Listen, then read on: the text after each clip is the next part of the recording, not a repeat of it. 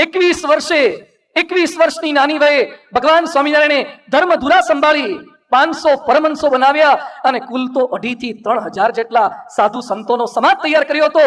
અને ગાંધીજી બોલ્યા, જે કાર્ય રાજદંડ ન કરી શક્યો તે કાર્ય સ્વામી સહજાનંદના ધર્મદંડે ગુજરાતમાં કરી નાખ્યું છે.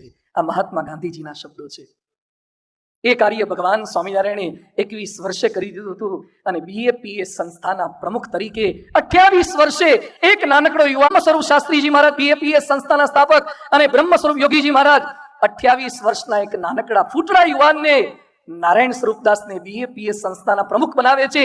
ત્યારે કેટલાક લોકો બોલ્યા હતા કે સ્વામીજી આ યુવાન હજુ તો ખૂબ નાનો છે, કઈ રીતે આવડી મોટી BAPS સંસ્થા સંભાળી શકશે? પણ લોકો આશ્ચર્ય પામી ગયા. 28 વર્ષના યુવાને 95 વર્ષ સુધી નાનકડી BAPS સંસ્થાને 55 દેશોમાં પહોંચાડી. એ હતા વિશ્વવંદનીય પરમ પૂજ્ય પ્રમુખ સ્વામી મહારાજ. થઈ શકે છે, નાની ઉંમરે પણ માનવ જો ધારે તો કામ કરી શકે છે અને મોટી ઉંમરે પણ થઈ શકે છે. કેરળના 104 વર્ષના એક બાઈ છે, કુટિયા અમ્મા કોથી. 104 વર્ષે 4થા ધોરણની પરીક્ષા આપી છે, હજી એ જીવે છે માજી.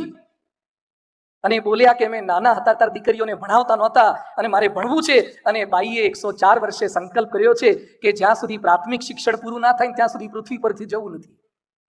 104 વર્ષે બાઈ ભણે છે અને કેટલાક 22 વર્ષે વાઇન્ડ અપ કરી નાખે છે કે આજી વસાહતમાં જોડાઈ જઈશું. બાપુજીના લેથ છે, કિચનવેર છે, હાર્ડવેર છે, કાસ્ટિંગ છે, ફોર્જિંગ છે.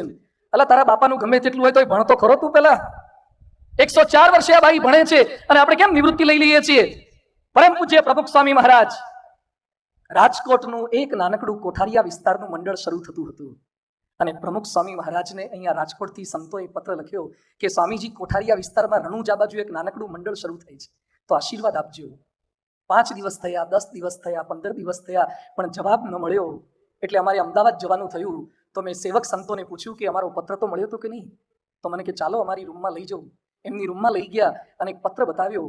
પત્રમાં એમણે ઉપરથી બધી નીચે વિગત લખી હતી અને પછી શાહ કરેલું હતું. શાહ પ્રમુખ સ્વામીજી હંમેશા સિગ્નેચરમાં શાસ્ત્રી નારાયણ સ્વરૂપદાસ લખતા હતા, કારણ કે એમનું દીક્ષિત નામ શાસ્ત્રી નારાયણ સ્વરૂપદાસ હતું. એટલે શાહ કરીને ટૂંકું કર્યું હતું. કીધું સ્વામીજી આ શું છે?